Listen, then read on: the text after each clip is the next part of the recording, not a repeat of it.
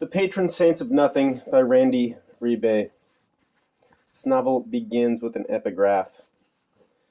This is your story. This is your son. These are our sins. And how did we ever get here without them? Patrick Rosal.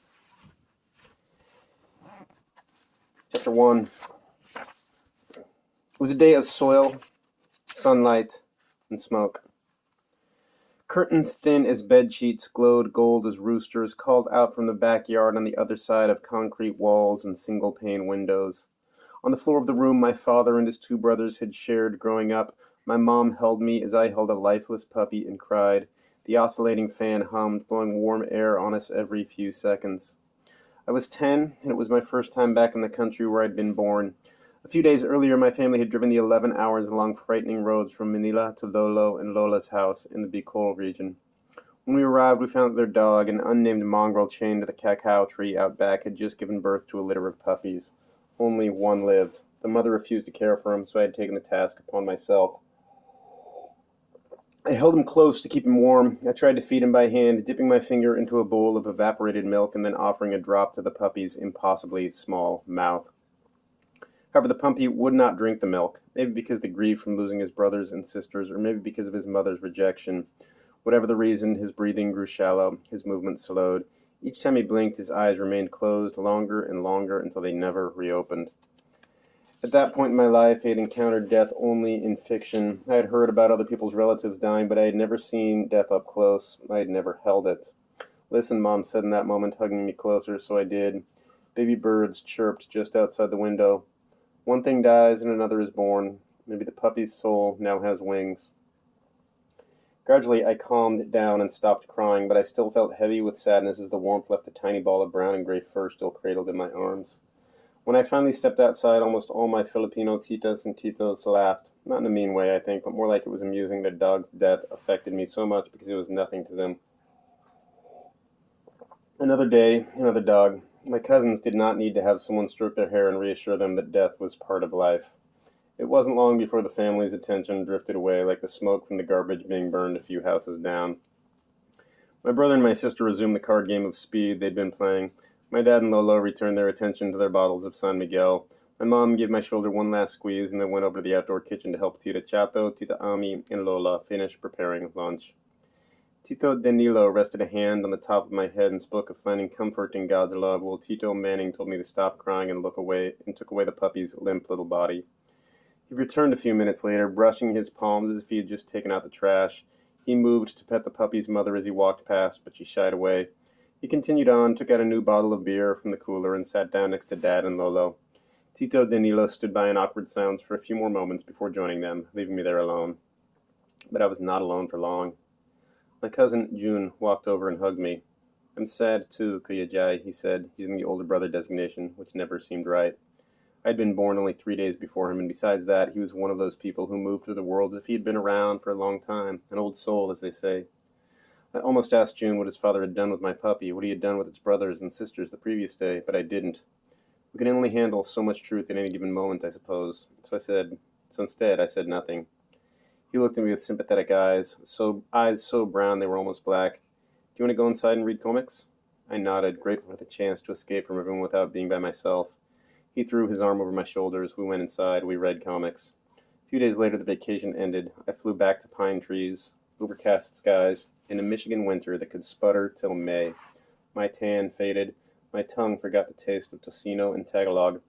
I stepped out of Sinellas and back into my suburban life, as if I had never left.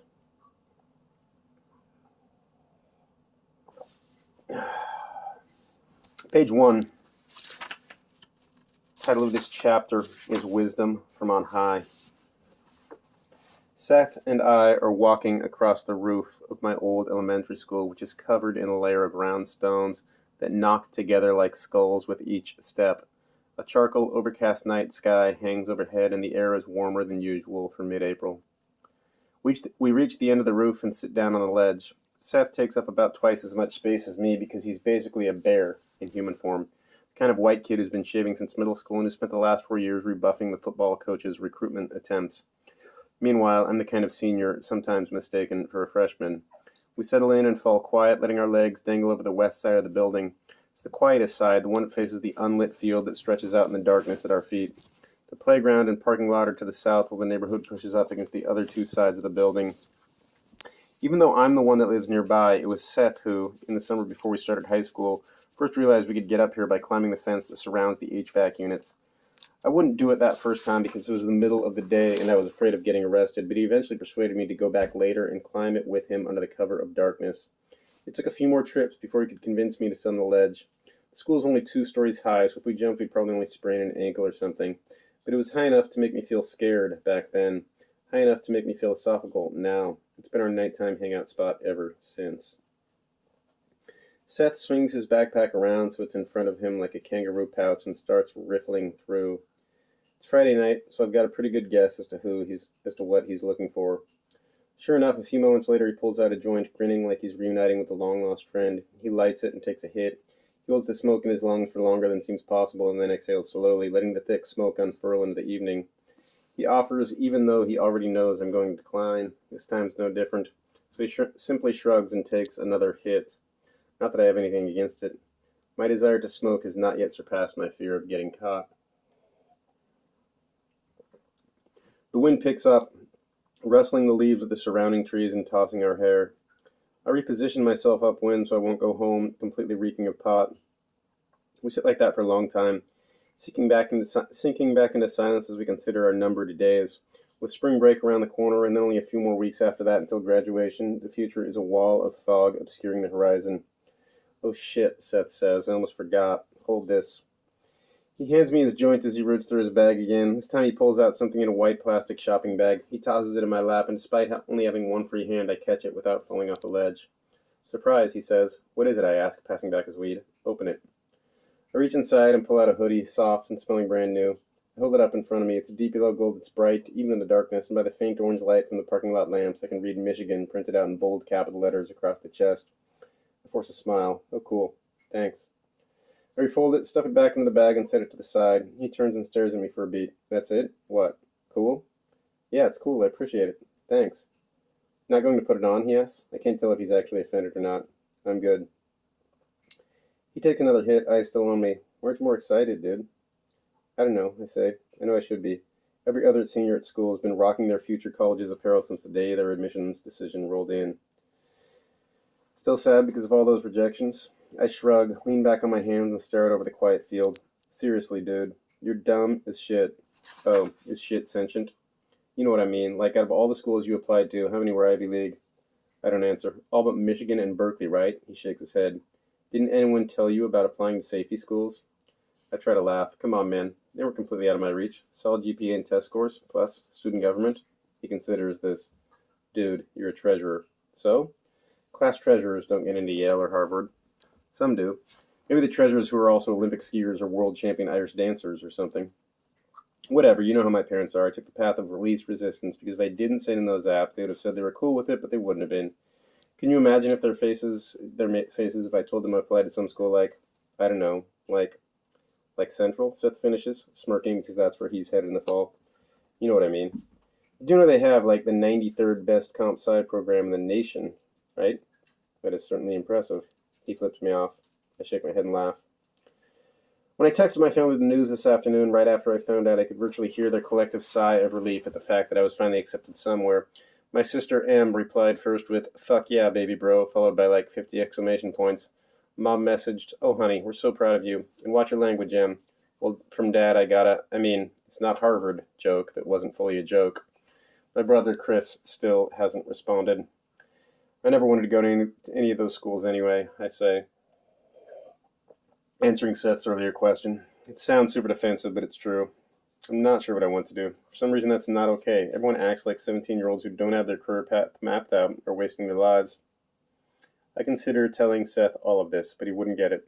Despite his slacker stoner vibe, he already knows he wants to get his computer science degree, then become a code monkey for Google or Facebook or whatever company becomes our new digital overlords. Besides, Seth and I have been friends for a long time, but we never get too deep into things. We hang out, play video games or basketball or whatever, and that's pretty much it. If something's bothering one of us, we never really talk about it. We give each other space until things are cool again. Like sophomore year, when Seth's parents were going through their divorce, he never brought it up beyond mentioning once that it was happening, and I didn't push him to talk about it. There were a few months where the slightest thing would set him off, like kids leaving their lunch trays on their tables instead of throwing them away, or someone failing to bag their dog's shit on a walk, but he eventually returned to his old self. If I had tried to get him to talk about it, it would have made things worse.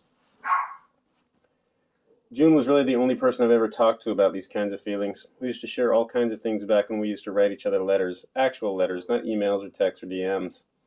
Now that I think about it, June should also be graduating this year, assuming he went back to school. Wish I had a way to find out what he's up to, but I don't. I messed that up a long time ago. I stand up, walk over to the south side of the building, and sit down on the ledge overlooking the playground.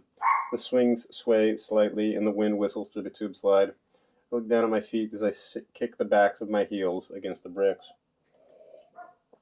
Seth eventually sits down next to me. He's done smoking, but the stench still radiates from his clothes. His parents know, but they don't care, which blows my mind. A few moments pass, then Seth chuckles to himself. What? I ask. You know the Unabomber went to Harvard, right? Yeah, and tons of the buildings are named after eugenicists. So it's a good thing you're not going there. I sigh. He still thinks that's what's bothering me. A bird or a bat flits past overhead. A dog starts barking somewhere in the distance. The wind picks up again, but doesn't die down this time. Much to my relief, Seth finally lets the college thing go and starts rambling about this top-secret mod he's been working on for this first-person shooter we like to play. Without telling me what the mod does, he goes on and on about the specifics of the coding and all the iterations he had to try before it worked. Excuse me, I've got to silence my dog. None of it makes sense to me because I'm no programmer. After several minutes of this, he finally reveals that the mod replaces the rocket launcher with a cat and the rockets with babies. So the cat launches babies, I ask? He nods, cracking himself up. That doesn't make any sense. That's the point. I don't get it, I say. Exactly. I don't get you. Seth considers this. Does anyone truly get anyone, Jay? Deep, I say sarcastically. Nothing like wisdom from on high. Page 8. This chapter is called Unanswered. I sleep in on Saturday because I've got no plans beyond gaming with Seth later tonight after he finishes his shift at the sock store. I shuffle downstairs in my jogger and an old t-shirt, and after what I'll generously call brunch, sink into the living room couch and fire up my PS4 to make some progress in this one-player game where you battle massive robot dinosaurs in a post-apocalyptic Earth. I don't know how many hours into the session I am when my dad's suddenly standing behind me like he's learned to apparate. Jason, can you pause your game for a second? He asks. I'm almost at a checkpoint, I say. Jason, he starts and then falters. He tries again. Jason, I have something important to tell you. Hold on. I know I'm being an ass, but I'm pretty sure this is probably going to be about college or something, and I don't really want to talk about that anymore. Plus, I'm in the zone fighting this mech T-Rex that's already killed me, like a million times. Jay, he says. I slide down a hill and draw my bow and arrow, triggering the slow-motion ride. I release 2 arrows in quick succession. Both hit the beast's energy core, drawing heavy damage and narrowing its HP counter to a sliver. Yes, I say. Your Tito Manning called, he pauses. June is dead. My finger's slow, but I keep playing. I'm not sure I heard him right. Wait, what? Dad clears his throat. Your cousin June. He's dead. I freeze, gripping the controller like a ledge. I suddenly feel like I'm going to be sick. On the screen, the mechanical creature mauls my avatar. My life drains to zero. The camera pans upward, mimicking the soul's skyward path. The words finally land, but they don't feel real. I was just thinking about my cousin last night. It's impossible, I say. I sit up and shift so I'm facing Dad. He's still wearing his nurse's scrubs, and his salt and pepper hair is disheveled like he's been running his fingers through it. Behind his glasses, his eyes are bloodshot. I glance at the time again. Mom's at the hospital, and he should be too. Thought you'd want to know, he adds. When? I ask, my chest tightening. Yesterday. I'm quiet for a long time. What happened? I mean, how did he... Can't say the word. He sighs. It doesn't matter. What? I ask. Why not? He's gone. That's it. He was 17, I say. 17-year-olds don't randomly... He takes off his glasses and rubs his eyes. Sometimes they do. So it was random? Like a car accident or something? Dad puts his glasses back on but avoids looking at me. He says nothing for a few beats and then quietly, what would it change if you knew? I don't answer because I can't. Doesn't the truth itself matter? I should be crying or throwing my controller down in anguish, but I don't do any of this. Instead, there's only a mild confusion, a muddy feeling of unreality that thickens when I consider the distance that had developed between June and me. How do you mourn someone you already let slip away, or even allowed to? Since I don't know, I mirror the disturbing calm of my father, as I always do. We share the space, the silence, but on the inside, I'm a plane with failing engines. He's gone, Dad repeats after me. Excuse me. He's gone, Dad repeats after some time. That's it, and then a nervous laugh escapes his lips. I try to process the information. June is dead, his life is ended, and here I am, sitting in my living room on the other side of the world, a can of Coke on the coffee table, playing a video game on an enormous, wall-mounted, flat-screen TV, college on the docket. Dad wanders away. Wait, I call after him. Can we get there in time for the funeral? He stops, over his shoulder. There won't be one. Confusion hits me like a wall. Why not? Your Cheeto Manning doesn't want to have one. The way he died, it wasn't. It's not our concern. What do you mean, I ask. But he's already gone, probably retreating upstairs.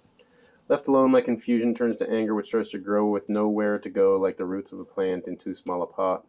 I finally drop the controller and bury my face in my hands. I take a few shaky deep breaths, but my heart continues to race, my jaw stays clenched, my stomach remains knotted. Think of all the letters we wrote each other over the years. What did his last one say?